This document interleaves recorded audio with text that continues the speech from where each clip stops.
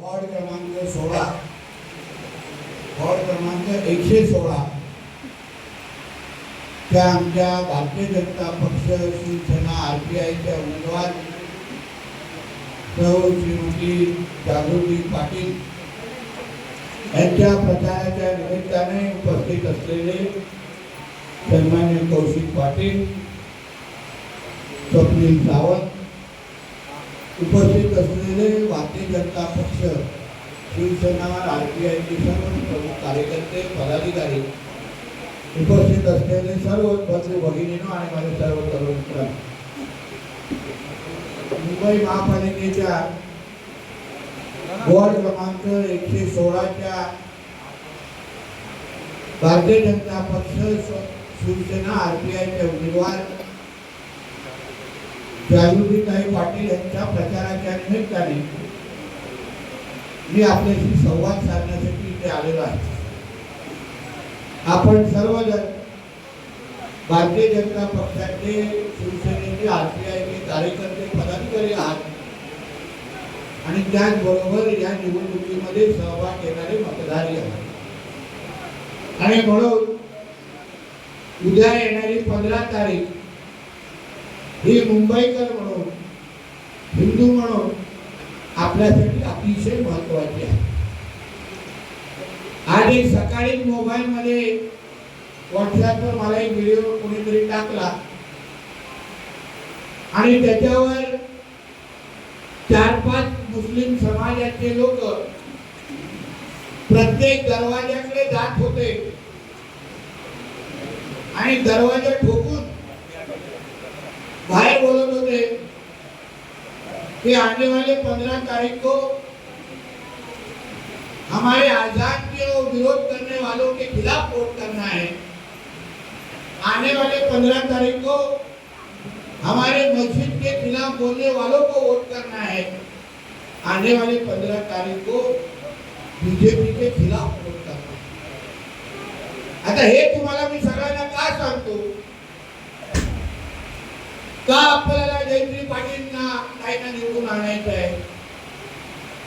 कारण काही हिंदू म्हणून आपण जेव्हा विकासासंदर्भात विचार करतोय, आपल्या वॉर्डाचा विकास, मुंबईचा विकास हा झालाच पाहिजे या विचाराने आपण या निवडणुकीकडे पाहतोय.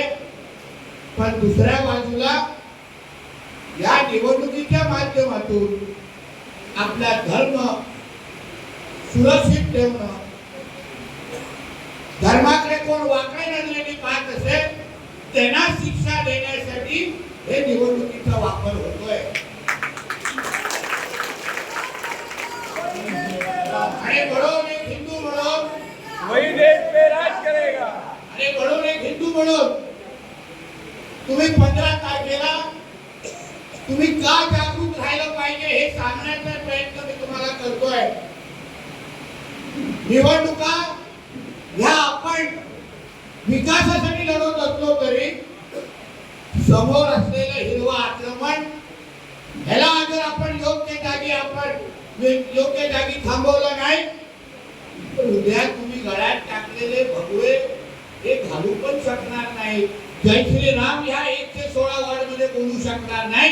ही परिस्थिती तुमच्या मुंबई आणि 116 वॉर्ड मध्ये निर्माण होईल. हा विचार तुम्ही हिंदू म्हणून करायला हवा. आजान बंद कोण विरोध करणार आहे त्याच्या विरुद्ध मतदान करा. मग आमच्या देवी देवतांची जे काही विडंबना होते, आमच्या हिंदू सणांना जो काही विरोध करतात, लव जिहादच्या निमित्ताने आमच्या हिंदू बहिणींचं आयुष्य खराब करतात, लँड जिहादच्या नावाने जिकडे तिकडे हिरवी चादर पसरवतात, त्यांच्या विरोधात तुम्ही 15 तारखेला मतदान करणार का हा प्रश्न खरं म्हणजे तर ह्या निमित्ताने तुम्ही विचारला. उद्या मकर संक्रांतीचा उत्सव आहे. असंख्य आमचे गुजराती आणि मारवाडी समाजाचे आमचे कुटुंबीय बांधव गुजरातला जाणार, गावी जाणार आणि पतंग उडवण्याच्या निमित्ताने आपण तो साजरा करतो. पण तुम्ही एक विचार करायला हवा, उद्याची मकर संक्रांती अगर तुम्ही आपल्या गावाकडे निघालात एका बाजूला आपण तिथे आपला उत्सव साजरा करतोय, सण साजरा करतोय, आणि दुसऱ्या बाजूला ते लोक जिहाद डोक्यामध्ये ठेवून सकाळी 10च्या अगोदरच लोंढेतले लोंढे ते लोक बाहेर निघणार आणि मतदान करून आपल्या जयश्री पाटील मॅडमच्या विरोधात तिथे जागृती पाटीलच्या विरोधात तिथे वातावरण निर्माण करणार. म्हणजे ह्याचा विचार तुम्ही सर्व जणांनी करायला हवा. आपल्याला जागृती पाटीलला का निवडून आणायचंय? कारण का उद्या एक हिंदू म्हणून तुम्हाला ह्या 116 वॉर्ड मध्ये अभिमानाने अगर जय श्रीराम हा नारा द्यायचाय तर आपल्या जागृती पाटील ताईंना भरघोस मताने निवडून आणायलाच लागेल. ही शपथ घेऊन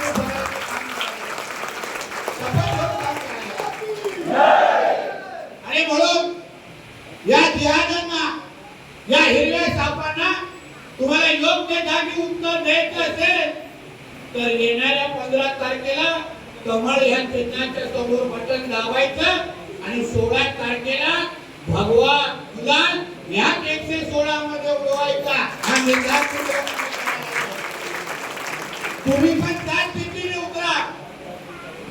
या तुमच्या या 116 वॉर्ड मध्ये प्रत्येक मंदिराकडे जावा, महाआरती करा, देवाने शपथ घ्या की मी येणाऱ्या 15 तारखेला अजून दुसरं कुठलंच काम करणार नाही. स्वतःचं मत टाकीनच, पण माझ्या बरोबर किमान अजून 50 लोकांना आणून मी मतदान करायला लावेन. हा देवाच्या समोर पहिला शपथ घ्या, हात ठेवा आणि मग तुमच्या कामाच्या पुढे निघा. कारण का ही काय विकासासाठी होणारी निवडणूक नाहीये.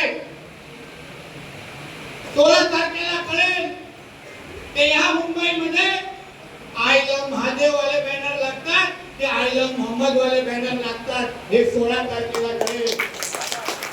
तो निर्णय तुम्हाला अगर घ्यायचा असेल तर एक हिंदू म्हणून स्वतःला शपथ घ्या. कशाला पाहिजे आपल्याला नगरसेवक आपल्या विचाराच्या? उद्या जागृती पाटील ताई अगर निवडून गेल्या तर तुम्ही अभिमानाने आपले सणासुदी इथे साजरा करू शकाल.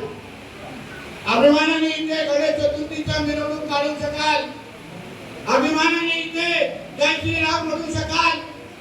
या सगळ्या गोष्टी अगर हिंदू म्हणून अगर तुम्हाला इथे राहायचं असेल तर जागृती पाटीलांच्या मागे पूर्ण हिंदू समाजाने हे बरोबर गप्प बसायला जरा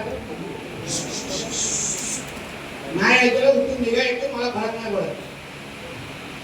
म्हणून प्रत्येकाने त्या विचार घेऊन शेवटी आपण कुठल्याही पार्टीचे कार्यकर्ते आहोत, कुठल्याही पदावर आहोत. आज मी स्वतः एक मंत्री आहे, एका पक्षाचा आमदार आहे, पण त्या अगोदर एक हिंदू म्हणून तुमच्याशी इथे मी बोलायला आलो. म्हणून हा निर्धार तुम्ही सगळ्या जणांनी करायला पाहिजे. ते अगर प्रत्येक दरवाजावर जाऊन हमारे मस्जिद के खिलाफ बोलने वालों के लिए आप वोटिंग करो अगर बोलत असतील तर तुम्ही पण आपल्या प्रत्येक हिंदू दरवाजावर जाऊन सांगितलं पाहिजे आम्हाला त्यांनी जय श्री राम बोलण्यापासून रोखलं, आमच्या मंदिराकडे त्यांनी वाकड्या नजरेने बघितलं, त्यांच्या विरोधात तुम्हाला मतदान करायला बाहेर निघायचंय हे बोलून जागृती पाटील तुम्हाला मतदानासाठी लोकांना उद्या बाहेर काढायला लागेल. ही जिद्द घेऊन तुम्ही सगळ्या जणांनी काम करा हे सांगण्यासाठी आवर्जून तुम्हाला आलेलं. आणि म्हणून आजच्या निमित्ताने ही कळकळीची विनंती तुम्हाला करेन, बांधवांना ही फक्त निवडणूक नाही. मराठीमध्ये वाद का लावला जातोय तुम्ही सांगा. वोट चोरीचे आरोप करतात, दुबार मतदानाचे आरोप करतात. काय दुबार मतदान काही मोहल्ल्यामध्ये होत नाही? ते सारे बुडका घालून 14-14, 15-15 पुढे दुबार मतदान करतात. फक्त हे लोकांना हिंदुत्ववाद मतदार दिसतात. आम्ही आमच्या हिंदू राष्ट्रामध्ये आम्ही हिंदू म्हणून मतदान करण्यामध्ये आता हे मनसेना आणि शिवसेनावाले आम्हाला थांबवणार एवढी हिंमत आहे? जावा उभं राहा त्या लाल बाजार आणि भेंडी बाजारमध्ये, पहिले त्यांना थांबून दाखवा. हाय दम तुमच्यामध्ये, त्यांना जाऊन सांगा तुम्हाला कल की अजान पहिले मराठी में बोल के दिखाओ. हाय धोरणात दम घ्या. मराठीची सक्ती करायची, मराठी बोलायला लावायचे. फक्त आमच्या गरीब उत्तर भारतीय, आमच्या गरीब हिंदू समाजाकडे आहे. त्यांनाच सांगणार मराठी बोलते का तो मस्जिदीमध्ये बसलेला इमाम काय मराठीमध्ये फळाफळा बोलतो काय? त्याच्या थोड्यातून नुसतं उर्दू दिलं तर फक्त मराठी निघतं काय? तुमच्या इकडचा जो मदरसा असेल तिथे का फक्त मराठी शिकवलं जातं का? म्हणून हे झालेलं राजकारण तुम्ही समजून घ्या.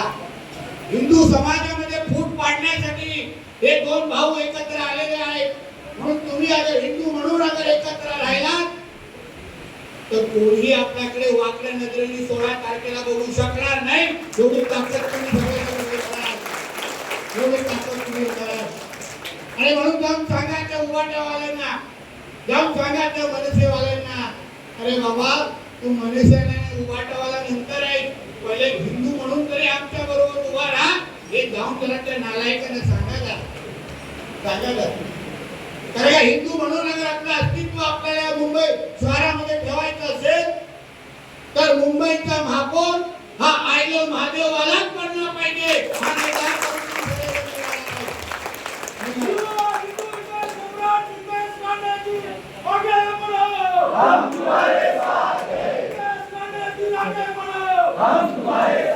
तुझा हॉल तेवढे लहान आहे, कुठे आगे बोलायला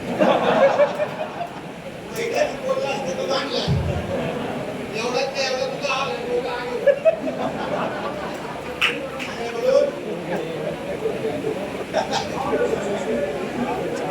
आगे म्हणून या निमित्ताने 2 तास राहिले, जास्त वेळ घेणार नाही. तुम्ही पण जरा बोललेल्या प्रत्येक गोष्टी ऐकून घ्या. 2च रात्र आपल्याकडे आहे. आपण अगर व्यवस्थित पद्धतीने जागृत राहिलो नाही आपले मानवी खासदार नाही वाटले.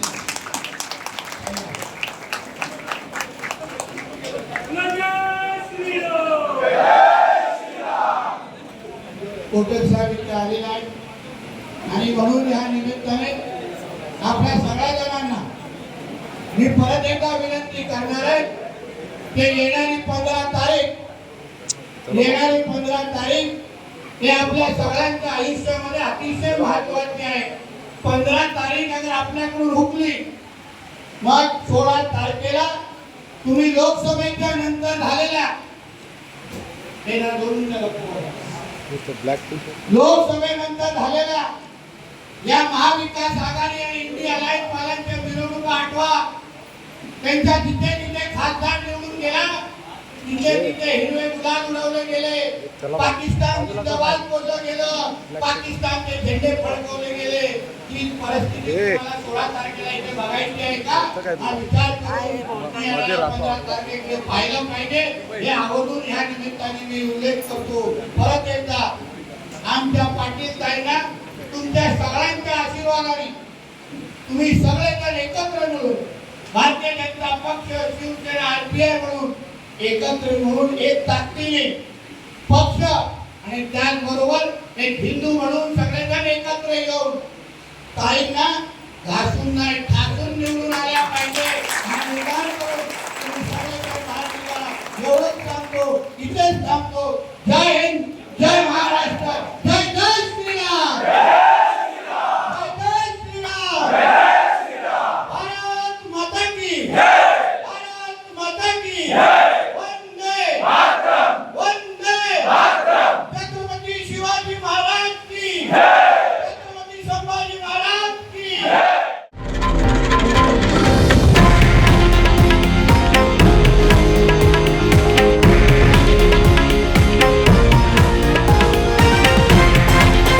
हे आहे देशातील नंबर 1 न्यूज नेटवर्क आणि आपण पाहत आहात TV9 मराठी, एकमेव.